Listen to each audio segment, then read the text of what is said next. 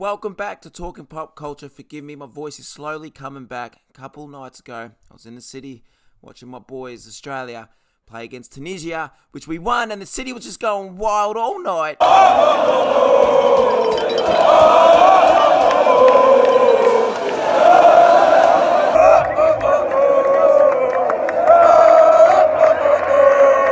It was our third ever win in the World Cup game, so for us, it's like winning the World Cup, winning a bloody game, you know what I mean? So anyway, let's get in to the review.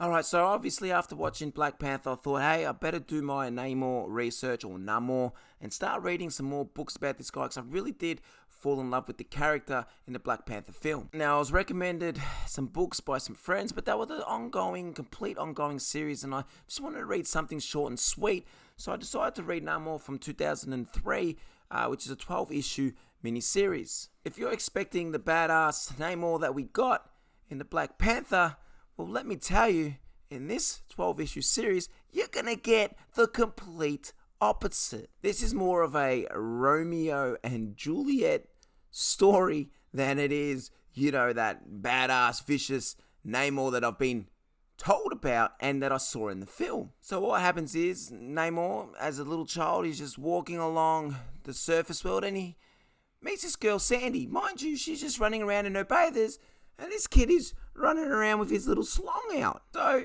they start to bond together, build a sandcastle, him there, just fucking sitting there with his slong out, building a sandcastle with Sandy. Then along comes Sandy's mum saying, "Where are you? I've been looking all over for you. I don't care that you're sitting there building sandcastles with a naked kid. I've just been looking for you. Get your ass home."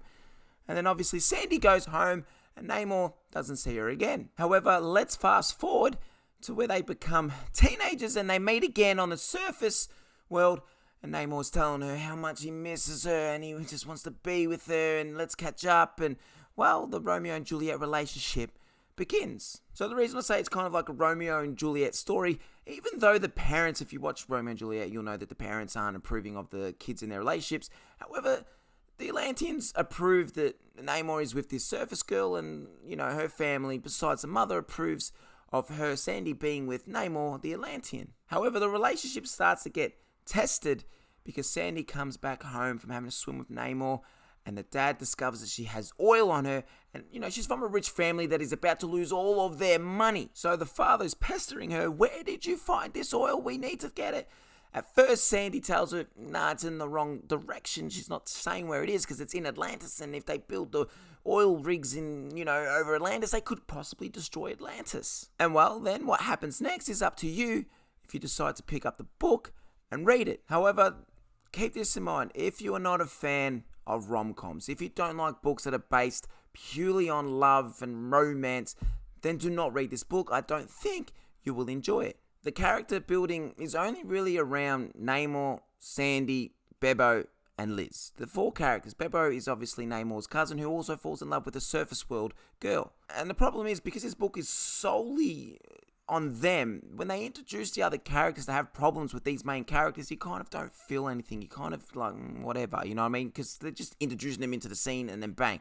You've got to have character build-ups. If you're going to have conflict between two characters, if you haven't built up this character, I'm not going to give two shits about that character. I'm going to care more about this character. And then the artwork is a bit of a letdown as well. I didn't really enjoy it. The artwork gets you more invested into the story as well. If the artwork is really good, you feel like you're really there and you're looking into it, and you don't get that feeling with this. Now, with all that being said, my final rating of this book is a 6 out of 10. I did enjoy the love story between Namor and Sandy, and I also enjoyed the love story between Bebo and Liz, which had a bit more emotion to it than what Namor and Sandy did. And if you haven't done so, hit that subscribe button. We are nearly at that 500 subscriber to give away a bunch of books, an Amazon gift card, and a mystery box of comics with one of the comic books signed by a writer. Once we get to that 500 subscribers, I'll reveal that book. And as always, thank you for watching wherever you are in this world. And if you're a fan of the World Cup, I hope your team's doing good. Let's go Socceroos. Got to get up. at 2 a.m. now, Thursday morning, to watch the game against Denmark. Win or draw. If we draw, we got to hope Tunisia loses to France, which I'm pretty sure France should beat them. And then we'll be through past the group stage to the final 16. Something that rarely will ever happen. It's only happened to us once. But anyway, I'm a passionate fan for my country, passionate fan of football. Thank you for watching wherever you are in the world. Truly appreciate it. And I'll see you soon with another video if I ever get my voice back. Peace!